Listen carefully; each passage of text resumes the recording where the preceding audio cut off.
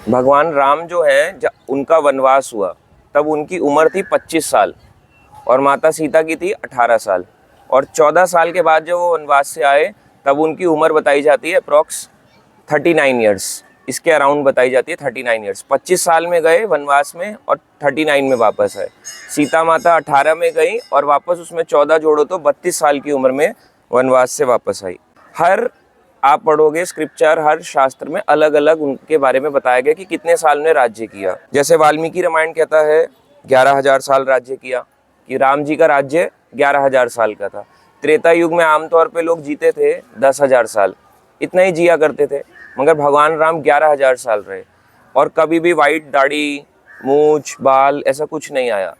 एकदम जैसे थे नव यौवन, नए के नए वैसे के वैसे ही बने रहे। अयोध्या में मृत्यु नहीं आती थी, ये सब अयोध्या का हिस्सा है, यहाँ पे कभी मृत्यु नहीं आती थी। तो भगवान राम जो हैं 11,000 साल यहाँ पे राज्य करते थे, ये वाल्मीकि रामायण और रामचरितमानस कहती है। पर भागवतम कहता है कि भगवान राम ने 13,000 साल राज्य किया। ये भागवतम में लिखा है 9th कैंटो यानी 9वां स्कंद 11वां अध्याय 18 नंबर श्लोक में।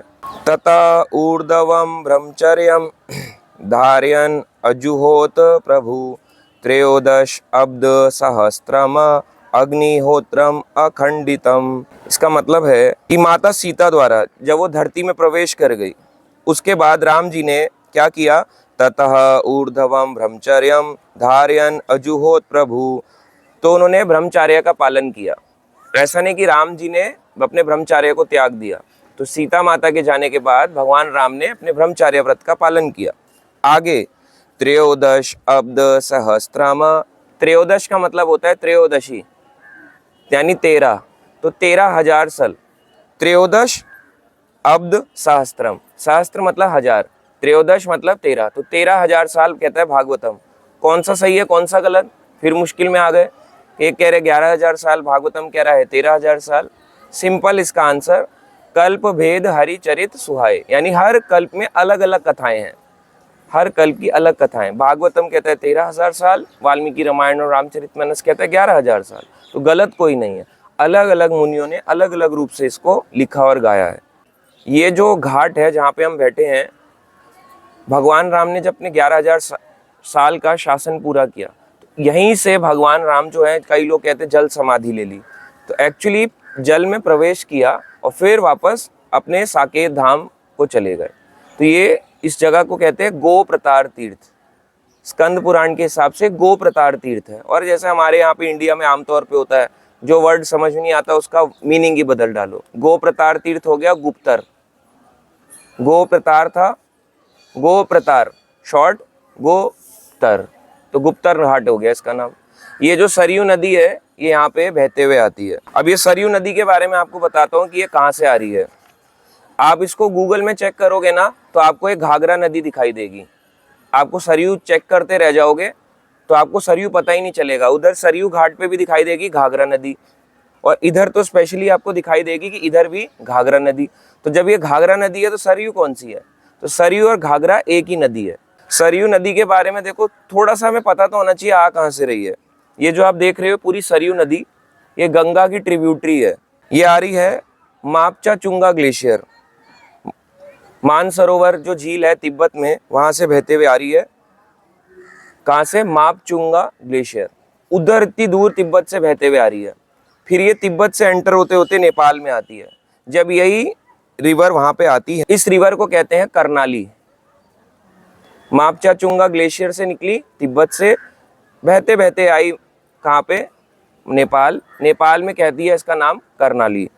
अब यही कर्नाली रिवर जब उत्तर प्रदेश में एंटर करती है, बहते बहते नेपाल से बहते बहते उत्तर प्रदेश आई, तो उत्तर प्रदेश में इसका नाम पड़ गया घाघरा, घाघरा नदी हो गया। और बाद में जब ये घाघरा नदी इस तरह अयोध्या से होके निकली तो इसको कह देते हैं सरयू। गूगल में देखोगे तो आप कंफ्यूज हो जाओगे देख देख के, इसमें काफी सर्च करने के बाद पता चलता है कि ये घाघरा सरयू एक ही है, तो कई इसको अलग अलग बताते हैं। एक्चुअली ये एक ही नदी है। ये जो नदी है सरयू, ये जा रही है गंगा में, जाके मिलती है छपरा बिहार में। ये गंगा की सबसे बड़ी ट्रिब्यूटरी है, यानी गंगा का जो फ्लो बढ़ाती है। वैसे तो गंगा त्रिवेणी संगम में मिल ही रही है, बट गंगा का जो फ्लो बढ़ाती है और ज़्यादा, सबसे बड़ी जो एक सेपरेट ट्रिब्यूटरी है वो ये है सरयू नदी। देखो कहाँ तक चौड़ी है, अगर आप पीछे देखोगे एकदम एक जगह से दूसरा कोना देखो काफी दूर है, जनरली इतना होता नहीं है, बहुत दूर है। तो ये सबसे बड़ी ट्रिब्यूटरी है गंगा की। तो ये बहते हुए आगे जाके छपरा बिहार में मिलती है और फिर ये आगे गंगा बहते हुए जाती है। ट्रिब्यूटरी है सरयू नदी यहाँ की। ये जो कथा है ये वाल्मीकि रामायण के हिसाब से और स्कंद पुराण के हिसाब से आपको बताते हैं। तो भगवान राम जो हैं, ये वाल्मीकि रामायण में लिखा है उत्तरकांड में कि भगवान राम सीता का विरह सेपरेशन फील कर रहे थे कि अब सीता माता तो चली गई, विरह में राम जी जो है ब्रह्मचार्य रूप में रहते थे, राज्य पे शासन कर रहे थे। अब राम जी को जीवन अपना शून्य लगा। तो कुछ सालों के बाद, राम जी के इतने राज्य के कुछ कई वर्षों के बाद, कौशल्या माता, कैकेयी माता और सुमित्रा माता तीनों के तीनों चले गए वापस वैकुंठ भगवान के साकेत धाम में।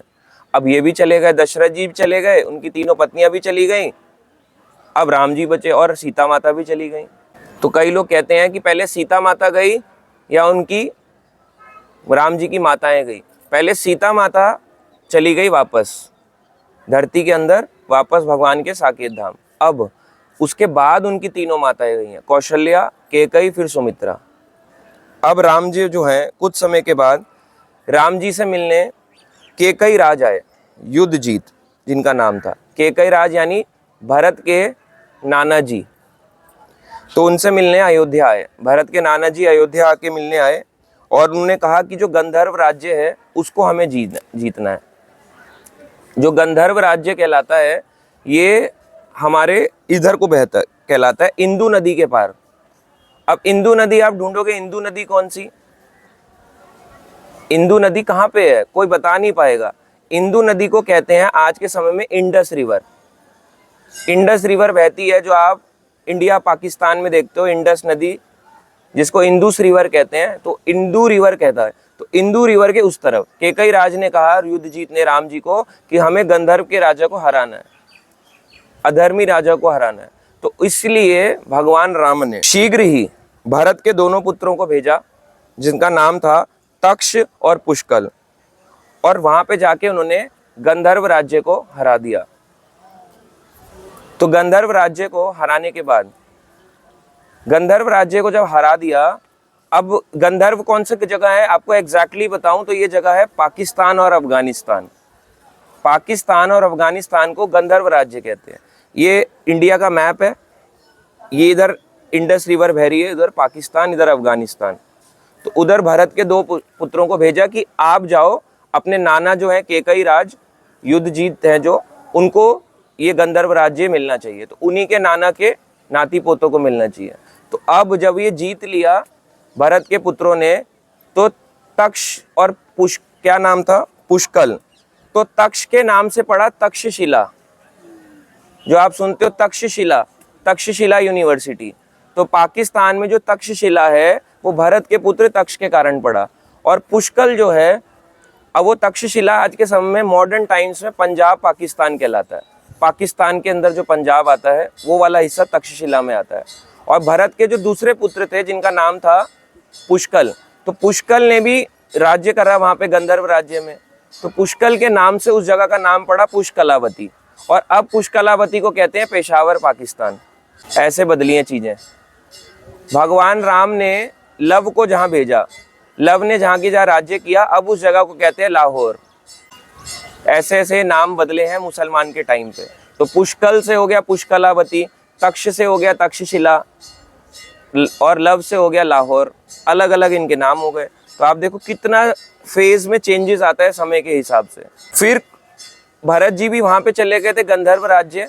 कोई कहेगा कि वहाँ का राजा कौन था, पंजाब और पाकिस्तान का और अफगानिस्तान का, वहाँ का राज्य थे भरत।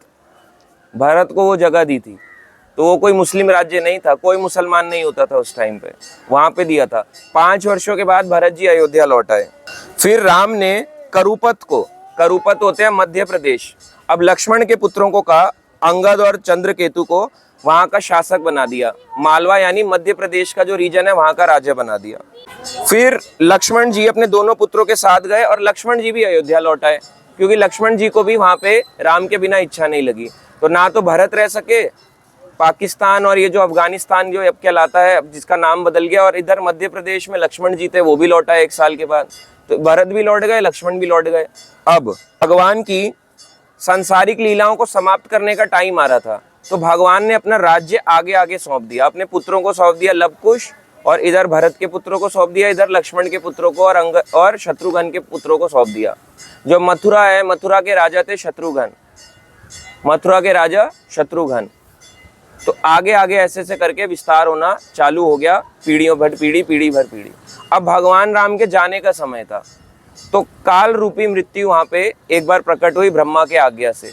एक योगी का वेश लिया और अयोध्या में एंटर करी। तो अयोध्या में एंटर करने के बाद भगवान राम जहाँ अपने महल में थे, तो महल में उनको बुलाया गया। उसके बाद ये बात है कनक भवन की, तो उनको अपने महल में बुलाया। भगवान राम का तो कितना विशाल रहा होगा राज्य, तो बुलाया काल रूपी मृत्यु को, जो एक योगी के रूप में आया था, एक साधु वेश में बिठाया। तो उसने बोला, काल रूपी मृत्यु जो योगी रूप में था, उसने बोला कि भगवान राम, मैं आपसे एक बात करना चाहता हूँ, पर बड़ी कॉन्फिडेंशियल है। अगर किसी को ये बात पता चल गई तो उसकी शीघ्र ही मृत्यु हो जाएगी, या आपको उसको प्राणदंड देना होगा। अब ये बात उन्होंने बोल दी। रिक्वेस्ट क्या थी कि मैं आपको जो बात बताऊंगा, हमारे बीच की बात और किसी को पता नहीं चलनी चाहिए। अगर पता चल गई तो क्या, मृत्यु उसको स्वीकार करनी होगी, उसकी मृत्यु होगी। अब राम ने वचन दिया कि कोई भी हमारा वार्तालाप नहीं सुनेगा। तो भगवान राम ने तुरंत ही लक्ष्मण जी को बुलाया, बोले द्वारपाल को भेज दो, अब द्वार पे लक्ष्मण जी को खड़ा कर दो। द्वारपाल जैसे द्वार है, चले जाएं और लक्ष्मण जी यहाँ पे खड़े हो जाएंगे। अब ये यहाँ पे देंगे, जैसे जगन्नाथ जी की कथा में आता है कि सुभद्रा खड़ी हो गई, रोहिणी सुना रही थी रुक्मणी को और उनकी सभी रानियों को द्वारका की।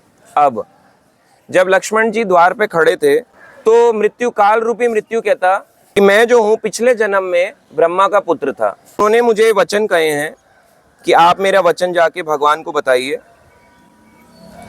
कि जो भगवान राम हैं, ये पूरी सृष्टि के पालन करता है, इन्होंने ही सृष्टि को बनाया, और मेरे भी कौन है, मेरे को भी बनाने वाले कौन है, भगवान।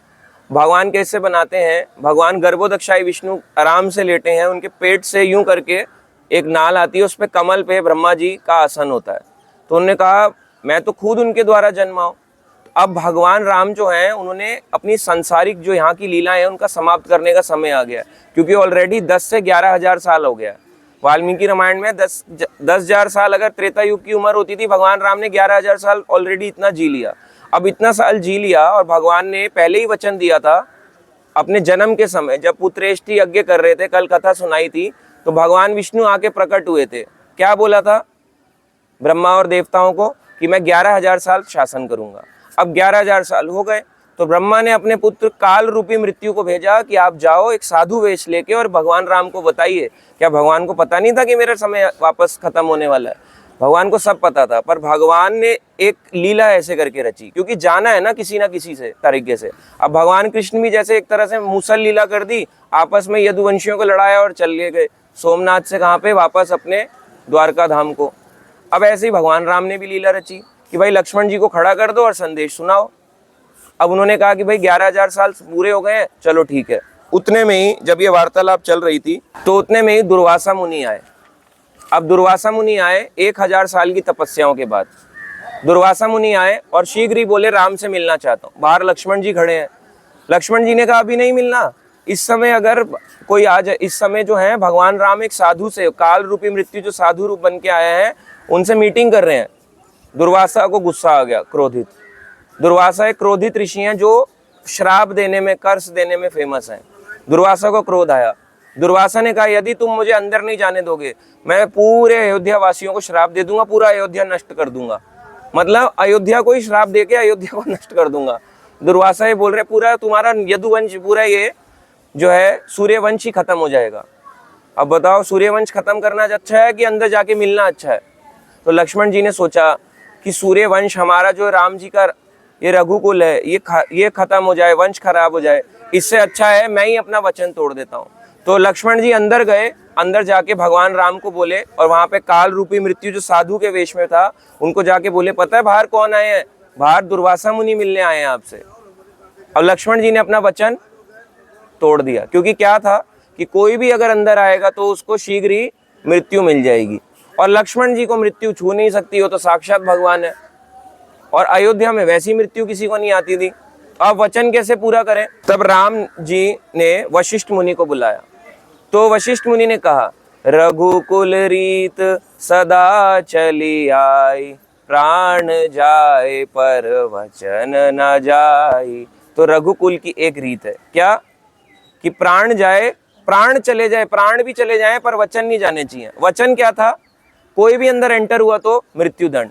रघुकुल रीत सदा चली आई, प्राण चले जाए पर वचन ना जाए। दशरथ ने भी किया, दशरथ के प्राण चले गए पर वचन पूरा करना था।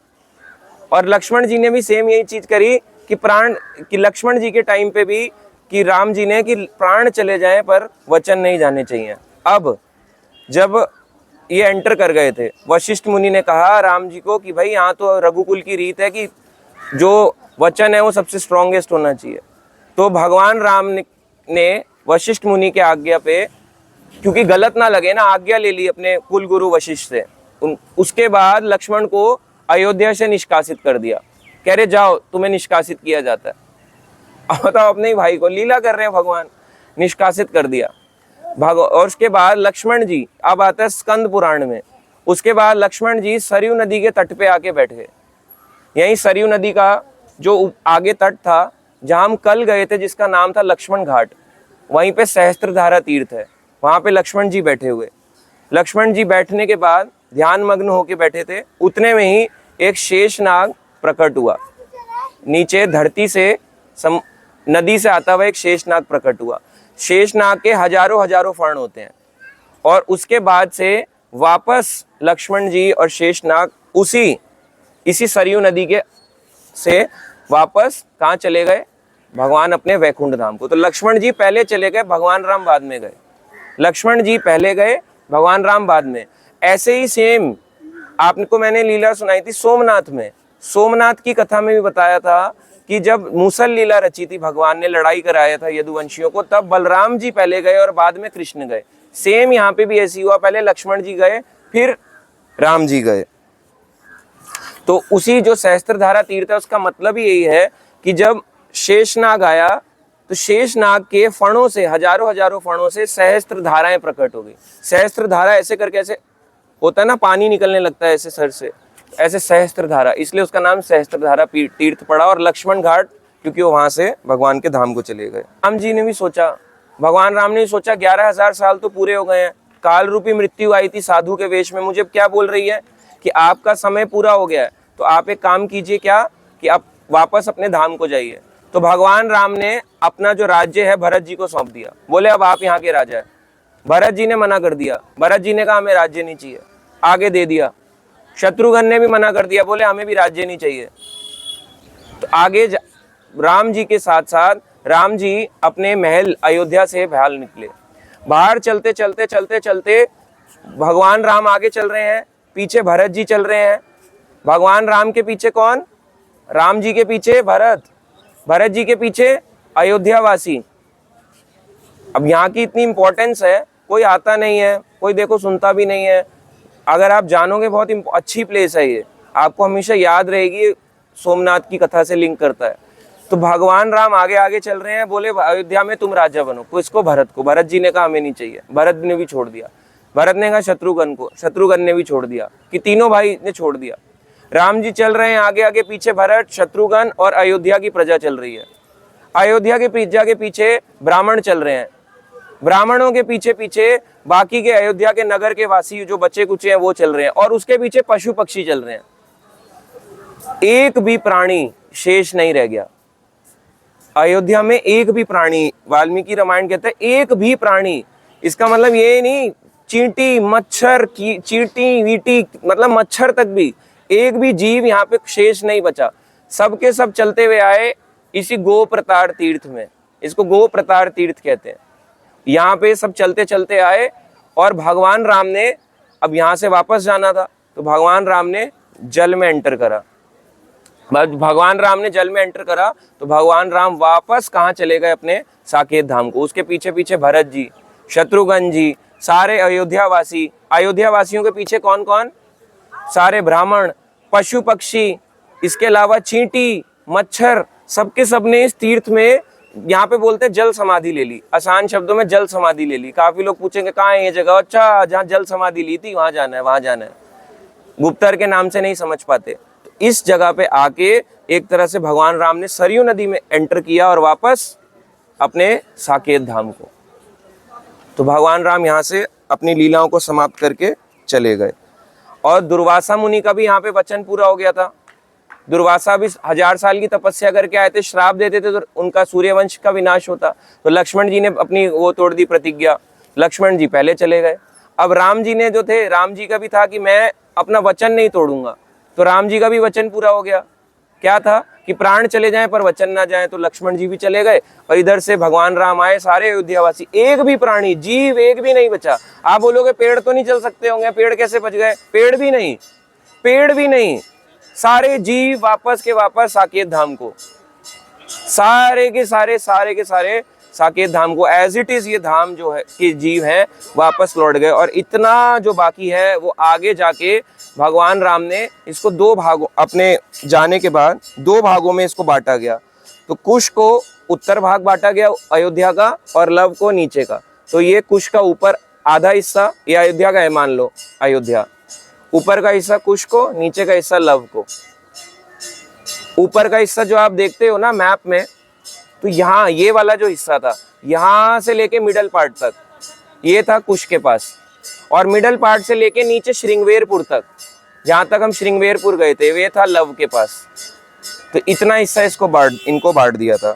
तो भगवान राम ने कुल ऐसे ही अपनी 11,000 लीलाओं की समाप्ति करके यहाँ से वापस अपने साकेत धाम को चले गए। एक तरह से भगवान का प्रकट लीला जैसे हुई थी, अब यहाँ से उनका अप्रकट्य हुआ। प्रकट्य हुआ जैसे हम देखते हैं राम जन्मभूमि मंदिर, ये अप्रकट लीला है। भगवान राम के आने की तो खुशी है, पर जाने की किसी को भी खुशी नहीं होती। और आप देखते हो यहाँ तो कोई आता भी नहीं है, कितने कम लोग आए हुए हैं। तो लोगों को बर्थडे तो मनाना है, बट भगवान राम का डिसअपियरेंस नहीं मनाना। तो यहाँ से भगवान राम अपने धाम को गए, बड़ी अच्छी और इम्पोर्टेंट जगह है। तो यहाँ पे अयोध्या की आके हमें यहाँ पे फटाफट जल आचमन करके दर्शन करते हैं।